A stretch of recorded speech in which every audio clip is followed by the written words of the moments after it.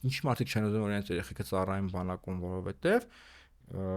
մարդիկ տեսնում են, որ զինվորներ են այրվում ողջ։ Բանակի գրավչությունը ավելացնելու մեջ Մենք մարդիկ տեսնում են 44 օրյա պատերազմը եւ տեսնում են թե ոնց որ պետությունը լքել է զինվորներին, տեսնում են ոնց պետությունը տեր չէր կանգնում իր գերիներին։ Զոհերի հարազատները տեսնում են ոնց սքոր չհայտարարվեց։ Մարդիկ զոհերի հարազատները տեսնում են ինչ որ պատվալում Կարծես 44 օրյա պատերազմի հուշարձան ունենք 44 օրյա պատերազմի հուշարձան։ Բայց սա էլ ասեմ, էլի մարդիկ տեսնում են պատվալում գծված իրենց մասունքները երեխաների առհամարական մեշոկների մեջ։ Որևէ վերաբերմունք, որևէ մոտեցում չկա։ 44 օրյա պատերազմի ժամանակ մեր զինվորները անտերության են մասնվել, պետությունը չի կարողացել տեր կանգնել։ Մարդիկ դա տեսնում են եւ ասում են իմ երեխան չպետք է այստեղ ծառայի։ Եկեք ասում փողը տվեք։ Մարդիկ տեսնում են, որ բանակում կան քրեական բարքեր։ Չեն ուզենա ծառային։ Ես եթե ուզենամ իմ երեխան ծառայի եւ ես կուզենամ որ ծառայի, ես կուզենամ խիստ ուստավ, անմարդկային ուստավով, կանոնակարգով առաջնորդվող բանակում ծառայի։ Ես բարդակում չեմ ուզենա ծառայել, որտեղ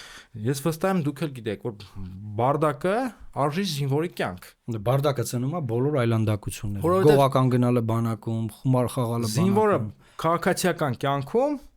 կարա շատ նորմալ մարդ լինի, բայց երբ որ այդ համազգեստը դառնում են, արդեն դառնում են բանը ու մնում են պարապ, պոտենցիալ մարդասպաններ են բոլորը։